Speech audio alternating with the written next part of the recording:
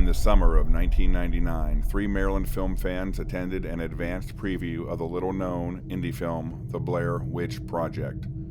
They were so inspired by its documentary-style filmmaking, fact-or-fiction history, and ambiguous storyline, they became dedicated to seek out the filming locations.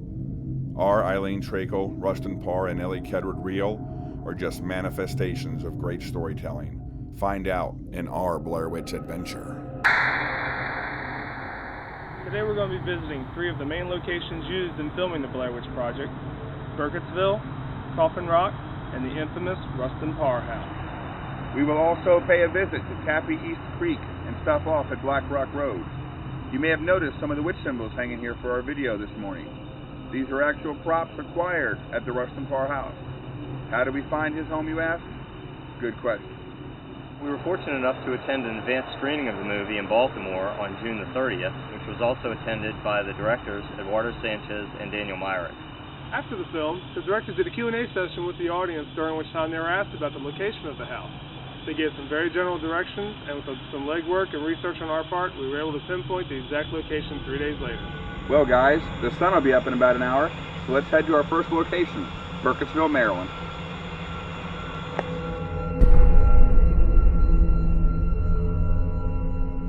Okay, here we are in Burkittsville, Maryland. You might recognize the background. This is the shot where the Burkittsville sign was. It has been stolen.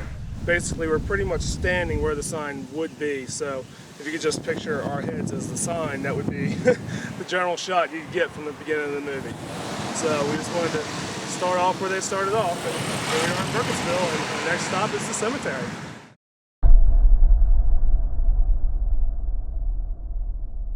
What is the true history with Burkittsville? When was it founded? It was founded 1824. It was first known as Harley's Post Office. A guy by the name of Harley owned a lot of land, and it was first known as that. Then as the years passed, someone else came along, Henry Burkitt, who owned even more land. And this is actually called Union Cemetery, correct? Yes, Union Cemetery. It was the union between the 2 churches here, the Reformed Church and the Lutheran Church. As far as the Blair Witch Project goes, that movie was shot up here in October of '97. When did you or your staff, your officials, get the first word about the film and the first calls from the fans? How did you guys handle all that? Well, our first word was from the Frederick County Sheriff. They attend our monthly meetings, and it was April of this year that we first heard about it. And at that time, we were told about the website, actually. No one in the audience had heard of it. At least if they did, no one had said that they did. Myself and the other council members, that was our first hearing of it. And then from there, it took me a couple of weeks to really get a printout of what was on the website, since I don't have the web available to me. And it just seemed like it snowballed from there. First the website, then the movie. And it seems like this little town got caught up in the whole thing. Yes, we did. We were never known as Blair, as the film says. I think that came from Blair High School, where one of the producers attended. And also I know that the science fiction had like a preview of it, and there it had a local historian, which we never saw that person. The sci-fi special, yes. The sci-fi special, yes. And also it annotated a sheriff's department, which we don't have either. When the whole hoopla of the film came out, I heard there were some stories of some vandalism here and of a sign, a Burkittsville sign being taken. Can you elaborate on that? Most of the visitors, in fact, I'd say 99.9% of the visitors have been very, very cooperative, and we do appreciate them being kind to our lovely town. There was a town sign that was stolen early on, and therefore we went ahead and removed the other 3 and just have them in storage for right now. And there was a small incident here in the cemetery also, but all in all, everyone has been really kind to Burkittsville, and we do appreciate that. What message would you like to say to the fans out there? Strictly all fiction. I've been here 35 years, my husband 50 years, and we know people throughout the community who's been here 75, 80 years, and no one has ever heard of any missing children, no Blair Witch. You know, all the places elaborated on in the movie are not here. So we do have the Appalachian Trail, and we also have Gaffin State Park that are within a mile of our city limits. What about Spook Hill? That's the one question I wanted to, the spook. You guys do have one legend here. Yes, we do have a legend here, and that dates back to the Civil War. And that is a hill going up towards the mountain going up towards Gaffin State Park on our west end of town, where if you put your car in neutral, the Civil War soldiers will help you go up the hill. And wow. this is an optical illusion that many people come here to Burkittsville to see, and it's in history books also of Frederick County. So it's a well-known legend, and anybody's welcome to come and try. Like I said, it's on the west end of town, going up towards Gaffin State Park. Excellent. Well, Mayor, thank you for coming out this Sunday and helping us let the fans know that this is a movie. I appreciate it. Thank you very much. Here we are with one of the tombstones used in the movie, the one animated. They do a close-up on while they're in the cemetery. This was hard to find, thanks to some help from some friends. But it's really small and really old, and this is one of the close-ups you see in the movie. You might recognize this shot with the background of where Heather was doing her monologue from the cemetery in Burkittsville.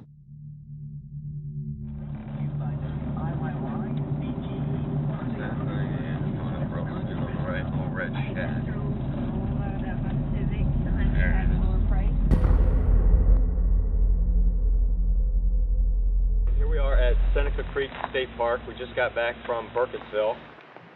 We parked in the spot where Joshua Leonard's car was found. In the movie you can see that large tree right there and the bent telephone pole there and some of these posts right here. This is definitely the spot where his car was found. At one point when they are getting ready to take off into the woods, you hear Mike saying, "So we're getting ready to go to the shack, the shanty." And if you take a look around, the shack is right behind us, or right in front of us there. And we're going to get ready to head up there now and check that out. Here we are at the shack, or the shanty, that they mentioned. And you may have noticed in the movie that when they're driving down Black Rock Road, you can see that on the right-hand side of the road as they're passing by. So they did walk up here as soon as they left the car. We're only about 100 feet away, 100 yards maybe away from the car. Obviously, nothing was really filmed here, but we can only assume that possibly maybe they did film something or thought something was going to be here and it ended up getting cut out of the movie. This is it. This is the shack. The shanty. The shanty. These were a bit more of a challenge than the house or Coffin Rock, due to not having any significant landmarks to go by. Fortunately though, after 2 trips to Seneca Park and a lot of walking around in the woods, we found them.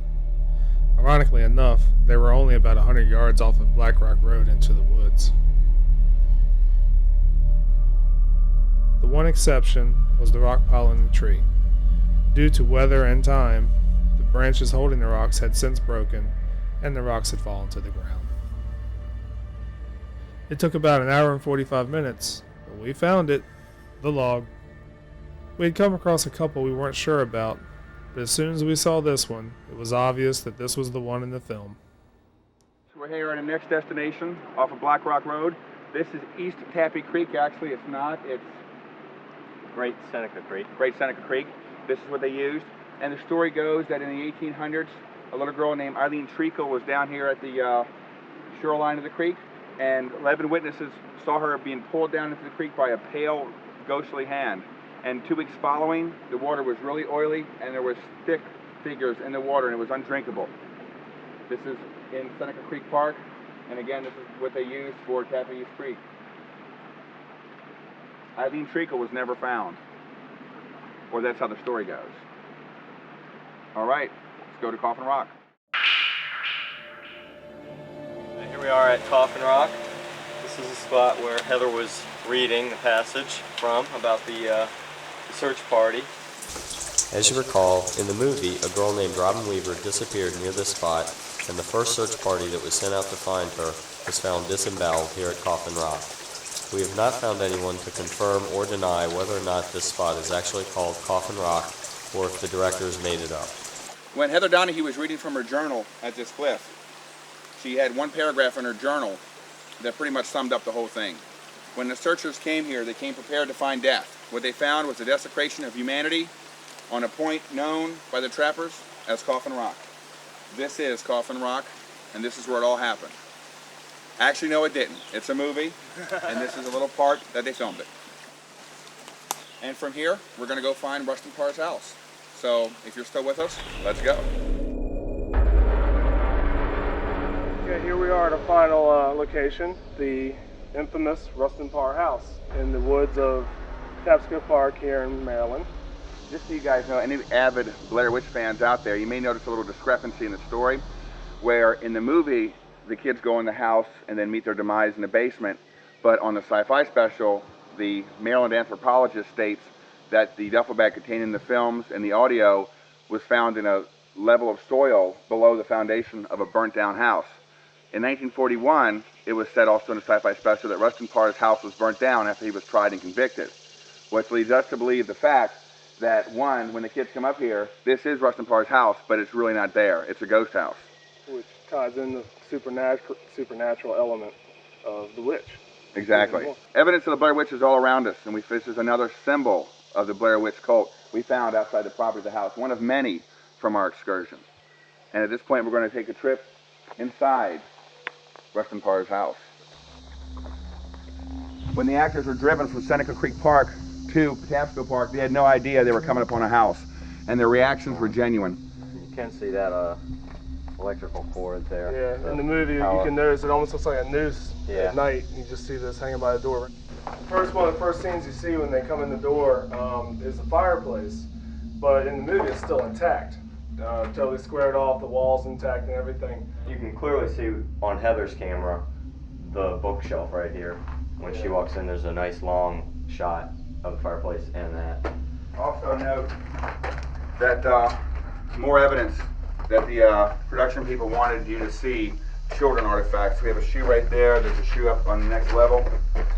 We'll take the stairs one at a time. They're a little old.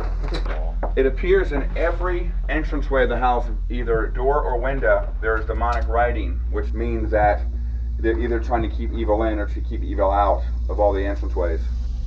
The bloody handprints. Probably one of the most disturbing visuals in the movie when these handprints first show up on Heather's camera. According to the production designer of the film, the handprints were made with charcoal, and they used the niece and nephew of another member of the crew and brought them out here one day and just had them go to work on placing these handprints all over the wall. On the ground here we have a little girl's dress. It's been here left. Along with the jumper. Again, pretty eerie. You know, in the movie, the actors both went up to the top when they heard Josh crying, and then they went back down. How that was achieved, there was two production members here. One was up here hiding with a tape recorder of Josh screaming, which led the actors up, and then he cut the tape and wasn't seen. The actors then heard the tape coming from the basement. The actors ran back down. That's how they were trained, kind of, they were herded from the top floor to the basement. We also found out recently that this house is on a demolition list to be demolished by the end of the year. It's scheduled, well, it's on a list. There is no scheduled date yet. It's just been approved to be demolished. It's just a matter of when. Funding was the issue, yeah. So I think now we're going to go to the climactic basement. Let's do it.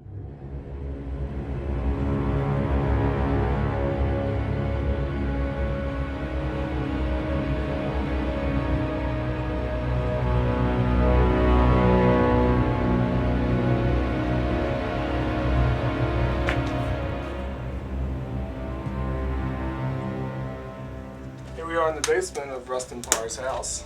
This is the corner Mike was in the final scene when Heather came down.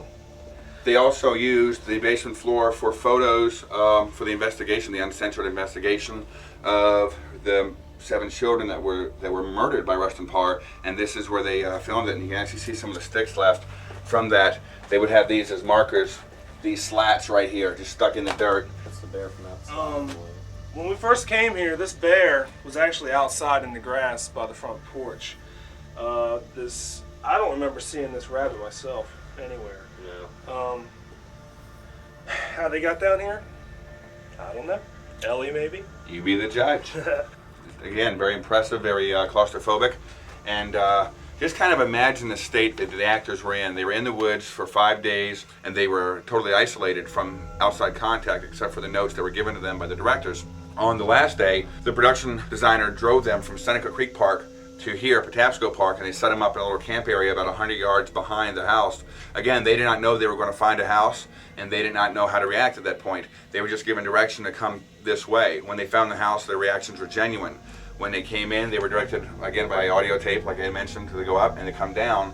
And the last scene of the movie was all Heather reacting to the experience she'd been through, seeing Mike in a corner and then not knowing actually her own destiny, what was going to happen. And I think that's one of the most chilling scenes in the film, is the climactic ending. Actually, after the film was completed and once Artisan bought the film from the two directors, they contacted the production crew and the production manager and wanted some alternate endings to choose from. So they sent the crew back out here. They came back out and made up some stickmen for the final shoots, and actually made a 7-foot stickman with 2x4s, very sturdy, with actually foot props on it. And one of the alternate endings was, instead of Mike being in the corner when Heather came down the stairs, she came down and saw him basically in a crucified manner on this stickman against the wall here in the corner. And that was one of the alternate endings they shot. Another was Mike suspended in midair. A levitation thing. And according to the production manager, they had made some holes, and I'm assuming these are the openings, and they had lowered wires in. They had a pulley mechanism. So again, they may have actually had him levitating right here in the corner by using these two openings right here. Another ending would be, from what we heard from the directors, that when the camera drops, you were going to see the hoof of a horse, the leg of a horse, because the legend says that Ellie was part animal, controlled the beast, and even the trees seemed to do her bidding. Like Mary Brown notated, she had horse hair basically all over her body. But yeah, the directors had said they had tossed around a couple ideas for endings, possibly seeing a leg or just a black figure over top of Mike, or something tangible to actually see. And they said after all the ideas, and just like Artisan looked at the alternate endings, everybody still came back to the original ending, which is the one in the film, and in my opinion, by far the best. The best. This pretty much wraps up the Rustin Parr site. Again, it's incredible. I'm glad we were able to capture this on video for the Blair Witch Project fans. And who knows, next time we come out here, it may not be here at all. In case you're wondering what we're doing to our buddy Jack here, we're basically picking up where the film crew left off. This 7-foot stickman was created for an alternate ending, which was cut from the final version of the film. We've had a lot of fun today. We hope you have too. Thanks a lot for coming along with us. And remember, the Blair Witch Project's a movie, but you're not out of the woods yet. Guys?